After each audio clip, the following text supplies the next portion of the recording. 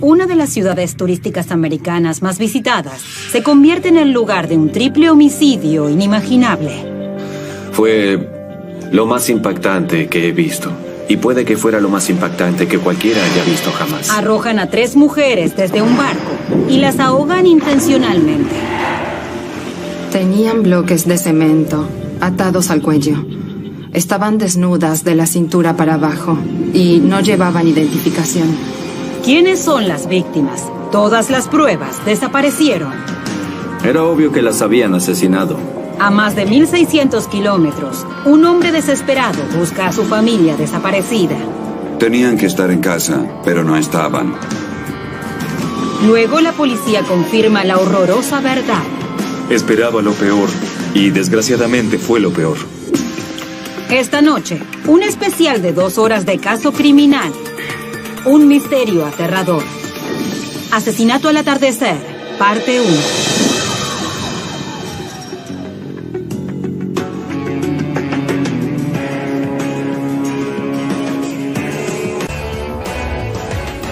Caso criminal.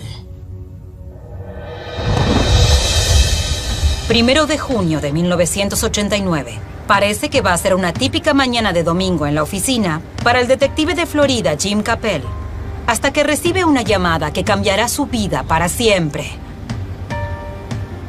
El hombre al teléfono le dice que el guardacostas encontró el cuerpo de una mujer flotando en el agua cerca del centro de Tampa. Cuando Capel maneja hasta la escena, espera que no se trate de un crimen. Pero cuando él y el asistente del fiscal del estado, Doug Crow, llegan a la escena, está claro que la muerte no fue un accidente. El guardacostas descubrió algo horrible. Hay 3 víctimas, no una. Apenas llegué, descubrieron que había más de un cuerpo. Cuando sacaron los otros 2 cuerpos, todos nos dimos cuenta de la situación espantosa a la que nos enfrentábamos. Nunca en la vida me había enfrentado a un triple crimen y estuve en homicidios varios años. Era un hermoso día, no pude entender de inmediato cómo los cuerpos habían llegado al agua, que era uno de los datos claves, ni por qué estaban ahí, ni qué tipo de caso terminaría siendo.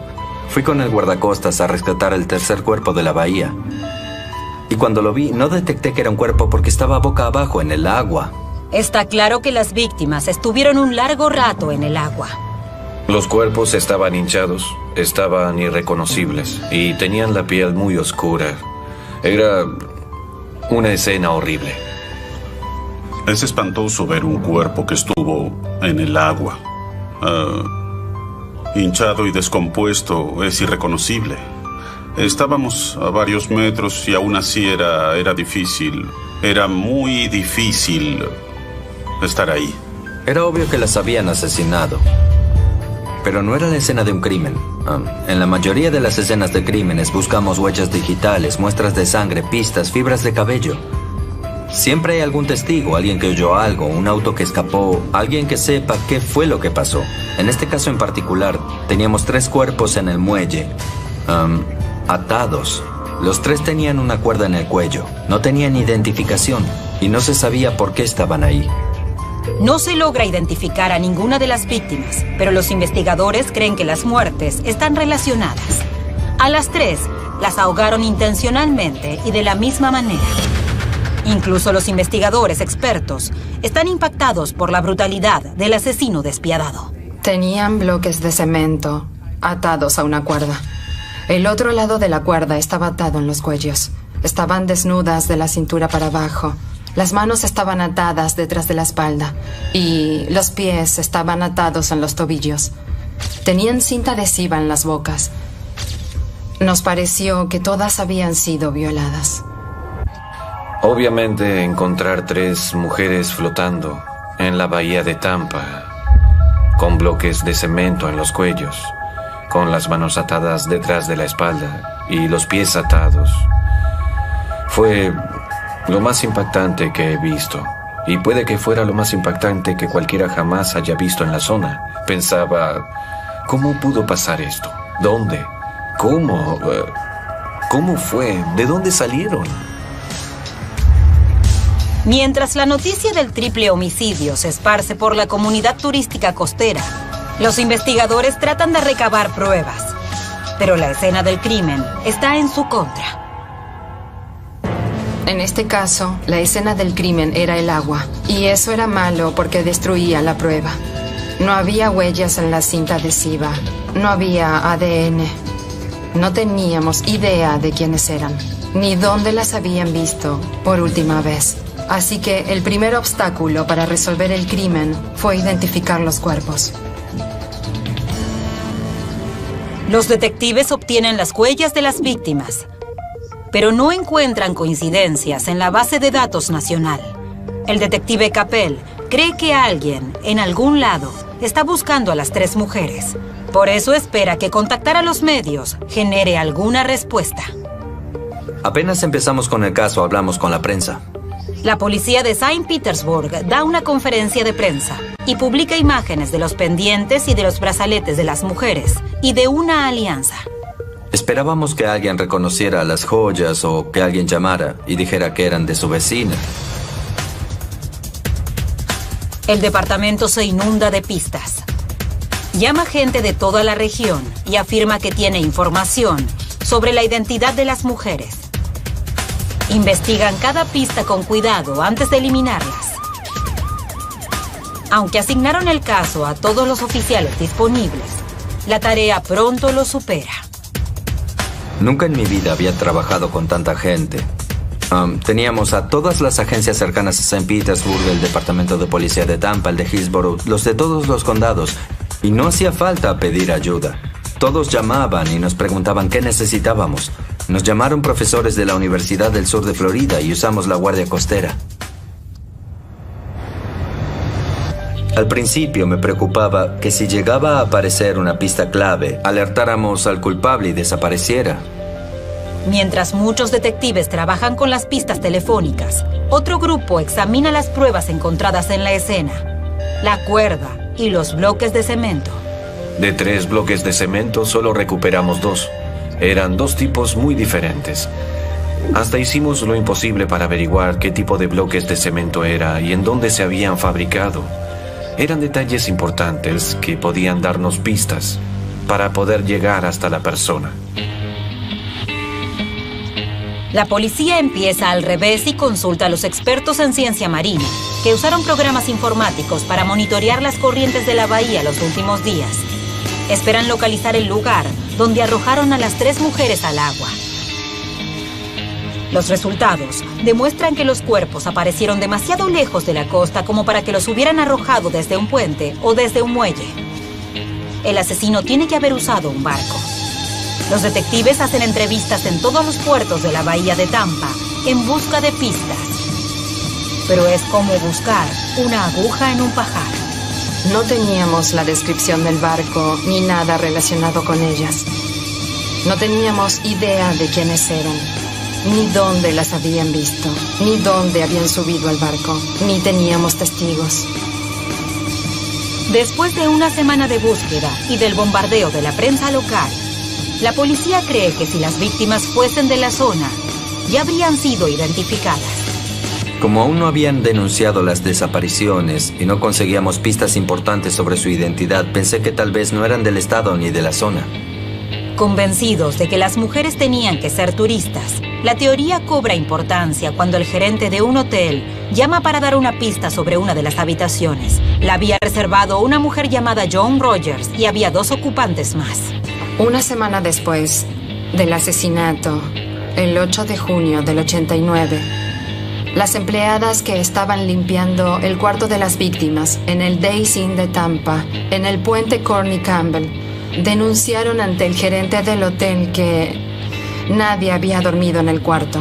Nunca desarmaron las camas. Todas las cosas del cuarto, las maletas, el dentífrico, los cepillos de dientes, no movieron ninguna de esas cosas. Desde que se registraron el 1 de junio hasta el 8 de junio, cuando le informaron al gerente que el cuarto era sospechoso.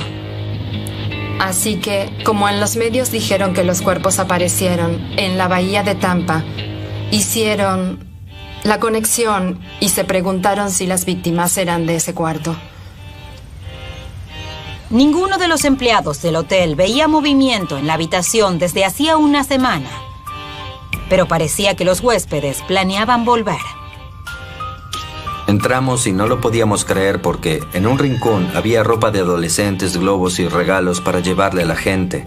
Todas las cosas estaban puestas de modo que parecía que iban a volver. El detective Capel lleva a un especialista en huellas digitales para que compruebe si hay coincidencia con las víctimas.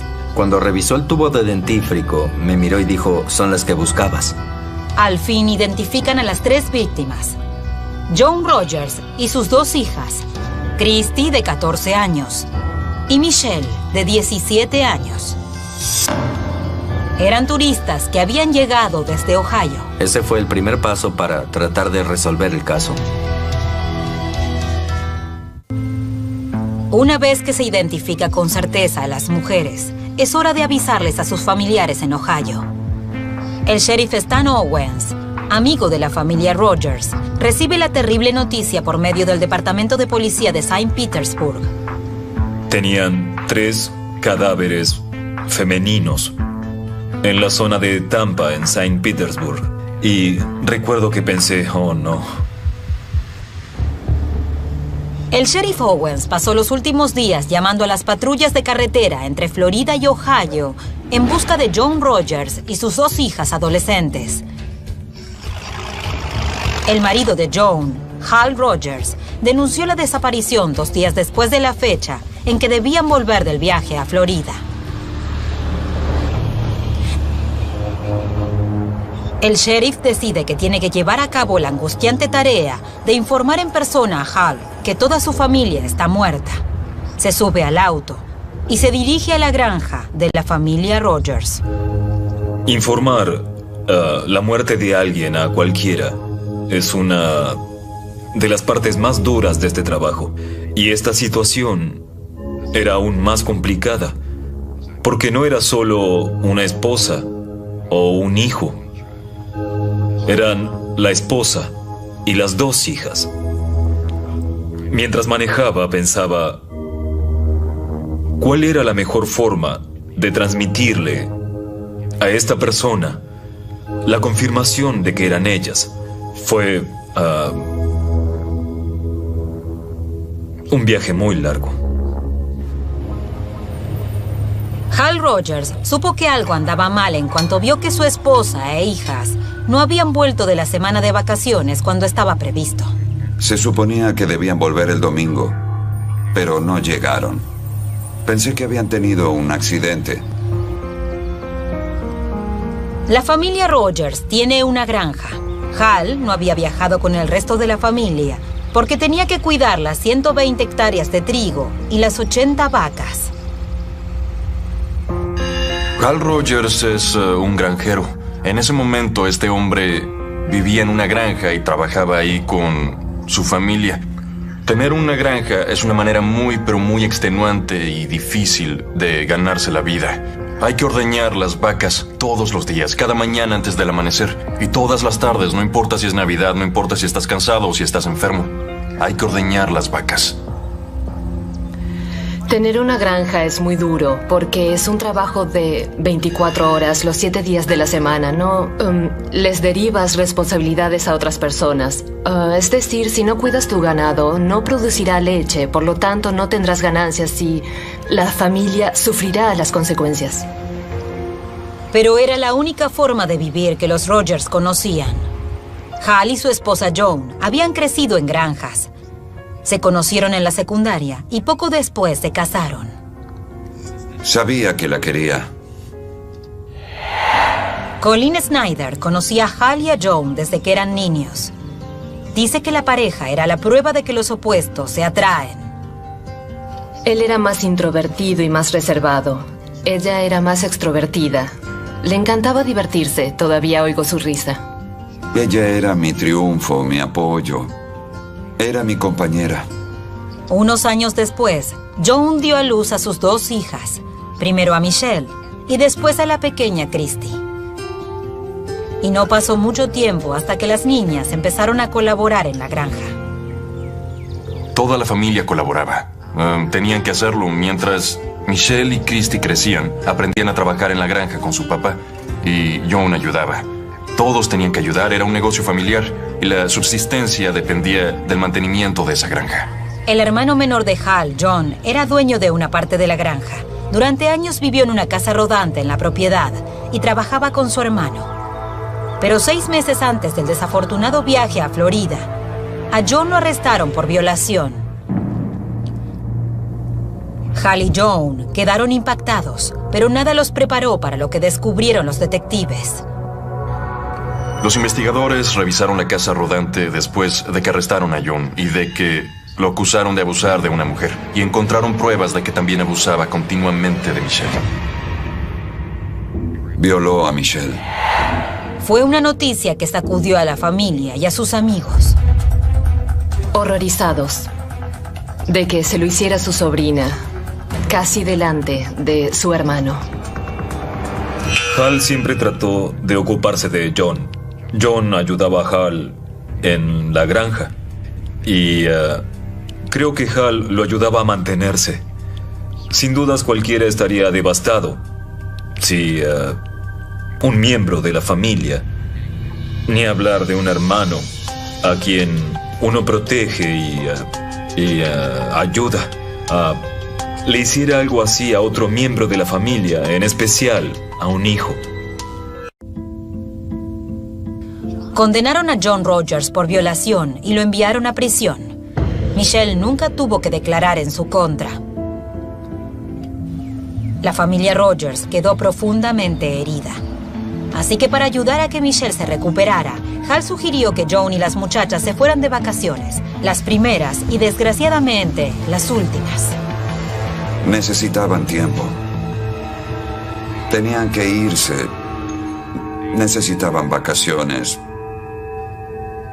Después de todo lo que había pasado.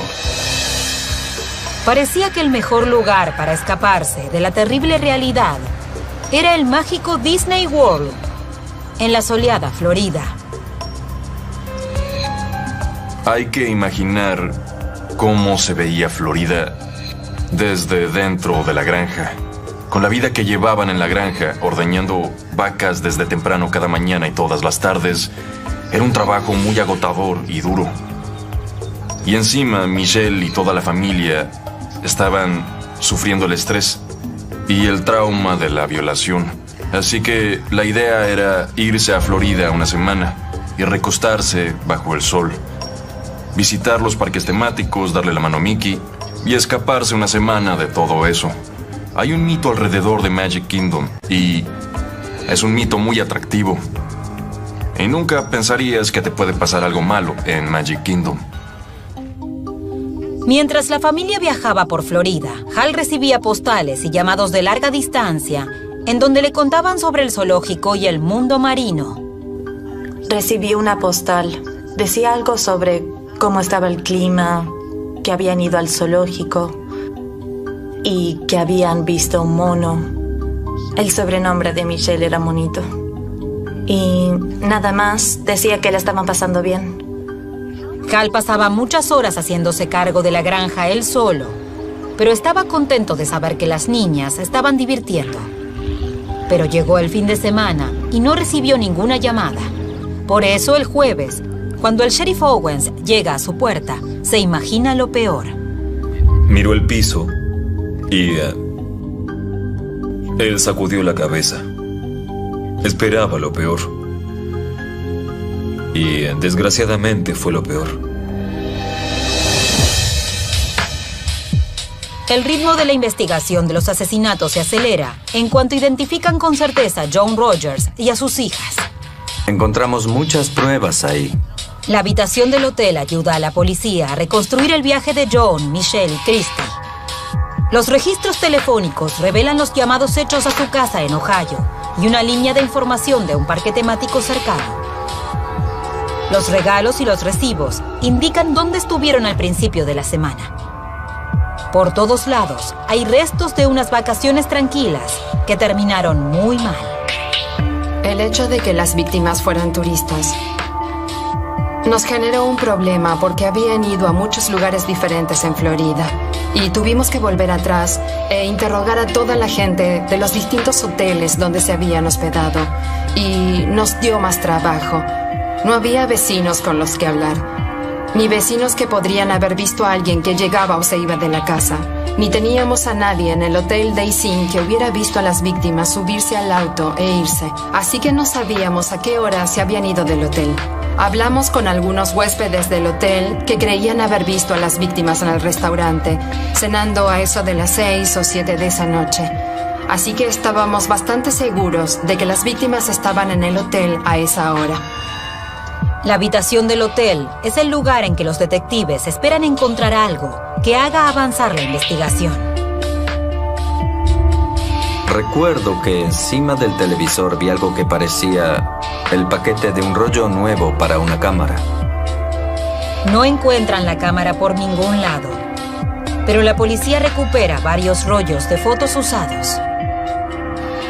Encontramos fotos de Disney, del zoológico de Jacksonville, de sus vacaciones, pero también encontramos un rollo que tenía fotos dentro del cuarto del hotel. Los detectives imaginan que Jones sacó rápido las últimas fotos para terminar el rollo y recargar la cámara con un rollo nuevo, que llevaría donde ella y sus hijas iban esa noche.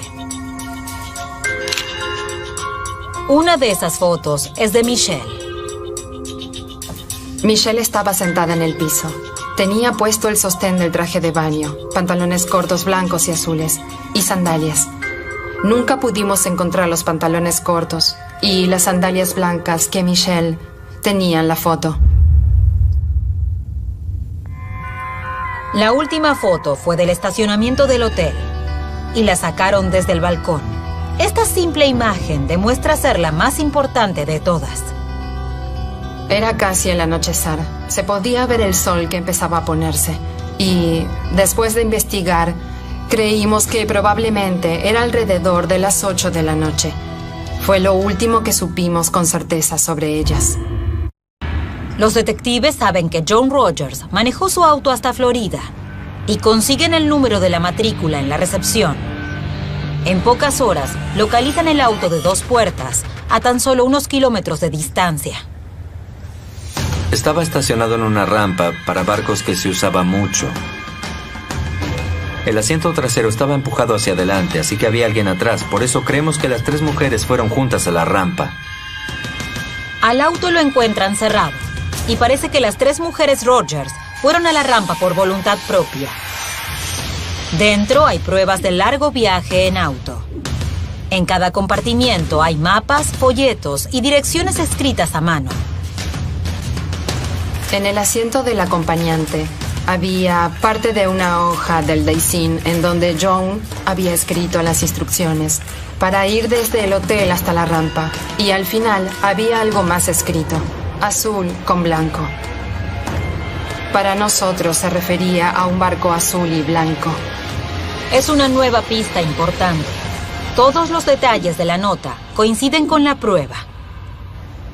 El auto estaba estacionado en la rampa para barcos y los 3 cuerpos se encontraron demasiado lejos de la costa como para que los investigadores estén seguros de que hubo un barco involucrado. El trozo de papel los convence de que el barco que buscan es azul y blanco.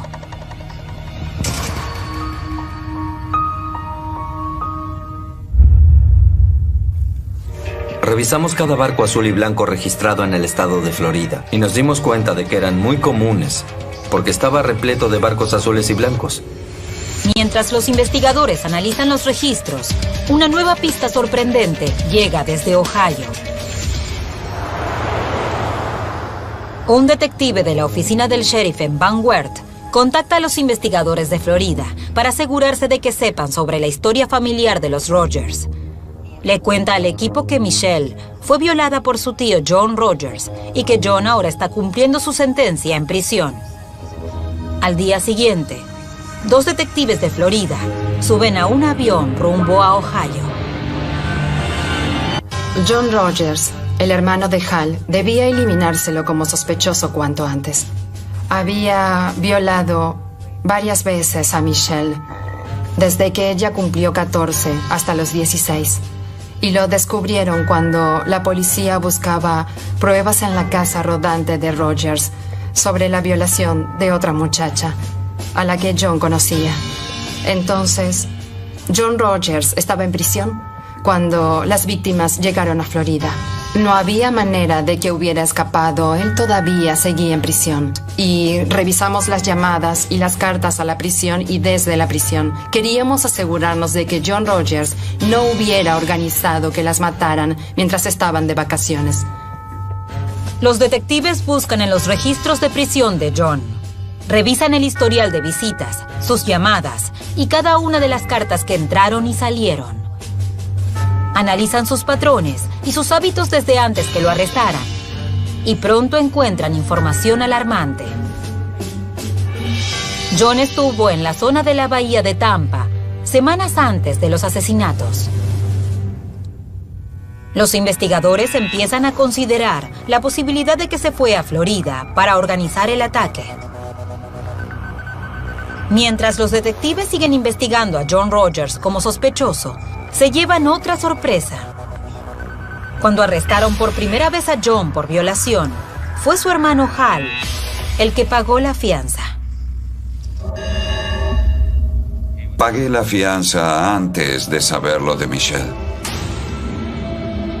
Antes de que saliera a la luz que John había lastimado a Michelle, que había abusado de ella, Hal se ofreció a pagar la fianza del hermano. En ese momento su hermano estaba acusado de haber abusado de otra mujer, no de la hija de Hal. Le dije que lo haría y lo hice. Mucha gente jamás lo entenderá. Cuando hablas con Hal y pasas tiempo con él, te das cuenta muy rápido que es alguien que tiene una idea muy anticuada y una ética muy del Medio Oeste sobre: mi palabra es una promesa, y si te doy mi palabra sobre algo, la voy a cumplir. Y no importa lo desagradable o difícil que sea, y eso es lo que hizo. Los investigadores no lo entienden. De hecho, piensan que es muy sospechoso. Rápidamente dirigen su atención a Hal, el afligido esposo y padre, y pronto descubren otro detalle inquietante. Tan solo 2 días después de que John, Michelle y Christy deberían haber vuelto a casa, Hal fue al banco y retiró $7,000 en efectivo. Sabían que estaba en la granja y que no estaba en Florida llevando a cabo los asesinatos, pero tenían que asegurarse de que no le había pagado a alguien para que lo hiciera. Hal Rogers, el hombre que acaba de perder a su esposa y a sus 2 hijas en un triple asesinato en Florida, ahora es sospechoso. La investigación de los asesinatos de las Rogers avanza a pasos agigantados. Pero los investigadores, ¿encontrarán la clave de este caso desgarrador en Florida o en Ohio? Cuando los detectives llegan a la granja de Hal Rogers, tienen muchas preguntas. Quieren saber por qué Hal retiró $7,000 del banco a tan solo 2 días de la desaparición de su familia. Hal dice que retiró el dinero en caso de que lo necesitara para encontrarlas. Sabía que si tenía que partir necesitaría efectivo. Las respuestas de Hal sobre su historia familiar ayudan, pero los investigadores aún sospechan sobre el retiro de esa gran suma de efectivo. Por eso, mientras caminan hacia la puerta, los detectives le hacen una última pregunta a Hal. Uno de los detectives me agarró desprevenido. Estaba por irse, pero volvió y dijo: por cierto, Hal, ¿qué hiciste con la plata que retiraste del banco? Está en el tablero de la camioneta, metido en un sobre. Él fue hasta allá, miró y creo que se sorprendió, porque de verdad había $7,000 en el sobre. No gastó nada del dinero. Por eso se eliminó cualquier sospecha de que Hal lo había usado para pagarle a alguien para que matara a su familia. Los investigadores vuelven varias veces más a la granja de Hal y atraviesan el condado de Van Wert para interrogar a muchos amigos y conocidos de la familia. Cuando se suben al avión de vuelta, están convencidos de que ni Hal ni su hermano están involucrados en los asesinatos y creen que el asesino es de Florida y que probablemente vive en la zona de Saint Petersburg. Mientras eliminan una de las pistas, descubren otra más prometedora. El detective Jim Capel lee por casualidad un boletín policial sobre un caso de violación no resuelto cerca de ahí, en Madeira Beach. Llevaron engañada a una joven turista a un barco y la acosaron sexualmente. El ataque fue el 15 de mayo, 2 semanas antes del asesinato de las Rogers, y el barco involucrado era celeste y de interior blanco. En los dos casos, muchas jóvenes turistas mujeres fueron engañadas y seducidas por un extraño, y en 24 horas las convencieron de subir a un barco para pasear. En ese caso, un hombre se les acercó a 2 mujeres que eran turistas y les ofreció llevarlas a dar una vuelta. Y las 2 mujeres eran como las Rogers, vulnerables. No hay muchas agresiones sexuales en barcos. Entonces, si tenemos 2 en un periodo corto y muy similares, obviamente es el mismo agresor. Fue fundamental. Al final ese fue uno de los sucesos más importantes.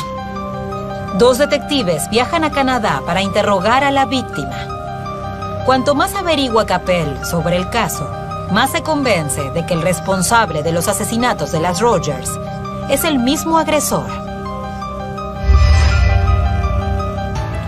Madeira Beach es una ciudad costera del Golfo, ubicada a 16 kilómetros al oeste de Saint Petersburg.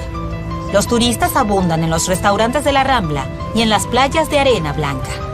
2 semanas antes del triple homicidio de las Rogers, una mujer de 24 años llegó de visita desde Canadá. Para proteger su identidad, la llamaremos Jane. Aceptó contar su valiente historia por primera vez en esta entrevista de televisión. Había terminado la universidad y queríamos irnos de vacaciones con una amiga, así que decidimos ir a Florida. Las 2 jóvenes fueron a Madeira Beach para relajarse y divertirse. La noche del 14 de mayo, Jane y su amiga pararon en una tienda antes de salir a divertirse. Mientras se preparaban para irse, se les acercó un extraño. El hombre empezó a hablarnos. El hombre se presentó como Dave Posner. Era de contextura grande, parecía amigable y parecía estar cerca de los 40. Cuando las muchachas le dijeron a dónde iban, Posner se mostró preocupado. Parecía preocupado por nuestra seguridad. Dijo que era una zona donde habían muchos delitos y que 2 muchachas como nosotras debían tener cuidado. Posner se ofreció a llevarlas al lugar al que iban, el paseo costero de Jones Pass. Una vez en el auto, les dijo que tenía un pequeño barco y se ofreció a llevarlas a dar una vuelta al día siguiente. A mi amiga le interesó que ese hombre tuviera un barco y dijo que sería divertido ir a dar una vuelta. Cuando terminé de organizar el plan con el hombre, hablé con mi amiga y ahí ella empezó a mostrar desinterés. Cuando Posner las dejó en el paseo costero, las jóvenes acordaron que se encontrarían con él en el muelle a la mañana siguiente. Pero durante el transcurso de la noche, la amiga de Jane cambió de parecer sobre la vuelta en barco. Aunque su amiga había decidido no ir, a Jane le pareció que sería grosero dejar plantado a Posner, así que decidió ir sola. Cuando nos levantamos a la mañana, le dije a mi amiga que eso era lo que habíamos arreglado, que ella se había mostrado interesada, que por eso había organizado todo. Y como parecía una persona inocente y confiable, no quería dejarlo plantado. Cuando llegué, me preguntó dónde estaba mi amiga y le dije que había decidido no venir. No recuerdo que me dijera más que, bueno, está bien, entonces te mostraré el lugar a ti. Jane dijo que Posner y ella pasaron una tarde agradable navegando por el canal intracostero. Él había llevado cañas de pescar y le mostró todas las atracciones turísticas. Después de un par de horas, Posner llevó a Jane de vuelta a la costa. Le sugirió que buscara una cámara y que volviera con su amiga para ir a ver el atardecer desde el barco. Jane aceptó. Cuando volvió al cuarto, le contó a la amiga sobre el día relajante que había pasado en el agua. Pero su amiga seguía sin mostrar interés por ir. Como se acercaba el atardecer, Jane volvió al muelle sola. Dijo que el hombre no habló mucho cuando volvió a subirse al barco. Solo preguntó, ¿dónde está tu amiga? Le expliqué que no quería ir y se mostró tranquilo, aunque parecía decepcionado porque se perdería unos lindos momentos en Florida. Jane no se dio cuenta, pero cuando el barco azul y blanco empezó a alejarse, en lugar de dirigirse hacia el canal intracostero, Posner fue al oeste, hacia las aguas abiertas del Golfo. Posner dirigió el barco hacia el oeste, hacia el Golfo de México. Mientras que se alejaban de la costa, Posner le explicó a Jane que las aguas abiertas eran el mejor lugar para tomar fotos del atardecer. Ella accedió, pero insistió que volvieran antes del anochecer. Y entonces él se mostró más relajado y divertido. No tengo una palabra mejor para describirlo. Empezó a hacer algo que él llamaba esquivar trampas para cangrejo, que era ir rápido y manejar el barco alrededor de las boyas. Eso era lo de las trampas para cangrejo. Sacó las cañas de pescar y dijo, es un buen momento para pescar, porque antes de que se ponga el sol, los peces salen a comer. Así que pescamos durante un rato, y cuando se puso el sol, él me sacó algunas fotos en el barco y yo le saqué fotos al atardecer. Y también le saqué a él una foto. Recuerdo que pescamos poco tiempo. Por mí estaba bien porque ya estaba oscureciendo y era hora de que volviera y quería volver. Pero empezó a hacerme insinuaciones. Cuando me pidió que lo abrazara, le dije que no quería hacerlo, que me parecía inapropiado, que me estaban esperando y que teníamos que volver. Ahí empezó a hablarme de manera muy agresiva. Por cómo me agarraba y me tocaba, ahí me pude dar cuenta de que ese hombre quería tener sexo conmigo.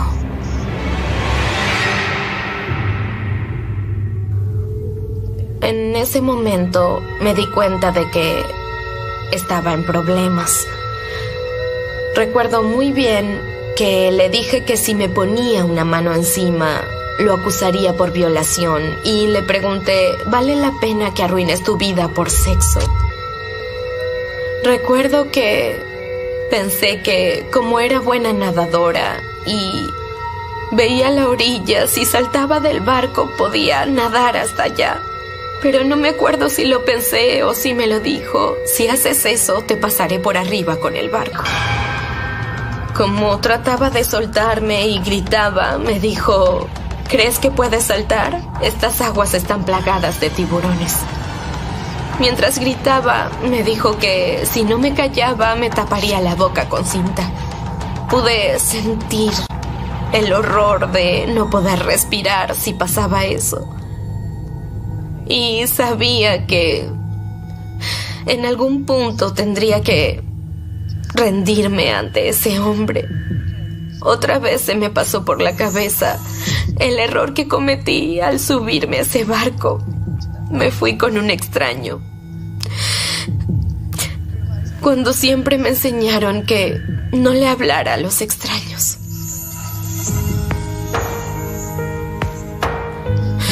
Pero ahí estaba y pasó. Después de violar a Jane, encendió el motor y se dirigió de vuelta a la costa. Tomó la cámara y la arrojó al agua. Su comportamiento volvió a cambiar. Se convirtió como en un niño asustado, en un animal enjaulado. Recuerdo con mucha claridad que vomitó por el costado del barco y que a mí me pareció muy raro. Y al final llegamos de vuelta a Jones Pass, pero no me dejó en el muelle, sino que me dejó del otro lado del pasaje.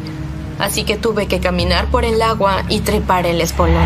Un detalle que de veras me perturba es que la mujer que estaba en el agua, que había sido abusada, dijo que él la llevó de vuelta a la costa y que cuando se bajó del barco al agua poco profunda para volver caminando a donde se estaba quedando, él le dijo que mirara donde pisaba. Fue como un pequeño gesto de cortesía después de un ataque tan salvaje y cruel. Posner dejó a Jane semidesnuda en una playa desierta, pero encontró el camino de vuelta al hotel. Al día siguiente fue a la policía. La investigación reveló que Dave Posner era un nombre falso y el hombre que la atacó desapareció. Jane volvió a Canadá con la sensación de que quien fuera el que la había atacado nunca sería atrapado. Ahora que los investigadores escucharon su historia, creen que la persona que la atacó lo volvió a hacer. Hay demasiadas similitudes con el caso Rogers que los detectives no pueden ignorar. La conexión que establecieron los investigadores fue que había alguien que acechaba turistas y que acechaba más de uno a la vez. Una cosa es perseguir a alguien que está solo, pero es un modus operandi diferente perseguir a alguien que está con un amigo o que está con la madre o con la hermana. El que había matado a las Rogers, al parecer, sintió placer al ver cómo esas tres mujeres sufrían cuando veían cómo lastimaban a quienes querían. Hubo un sujeto un par de semanas antes de este caso que había tratado de arrastrar a estas dos amigas y eso puso a todos en alerta. La verdad es que es muy raro que se cometan delitos como una violación o un asesinato en un barco. El barco era azul y blanco. La víctima del caso de violación en Madeira Beach dijo que el barco era azul decorado con blanco. Las mujeres de la familia Rogers estaban desnudas de la cintura para abajo. La víctima de violación de Madeira Beach no tenía ropa de la cintura para abajo. Las víctimas del caso Rogers tenían cinta en sus bocas. A pesar de que la víctima de violación no tenía cinta, la amenazó con hacérselo. Y aunque no la mató, la amenazó con hacerlo si se resistía. Y por supuesto, llevó a cabo esas amenazas con la madre y con las dos hijas del caso Rogers. Los investigadores le piden a Jane que ayude a un dibujante de la policía a crear entre los dos un retrato del atacante y del barco. Al día siguiente, se publican las dos imágenes en todos los periódicos y en las noticias de la región. Por fin, la policía de Saint Petersburg siente que se están acercando al asesino.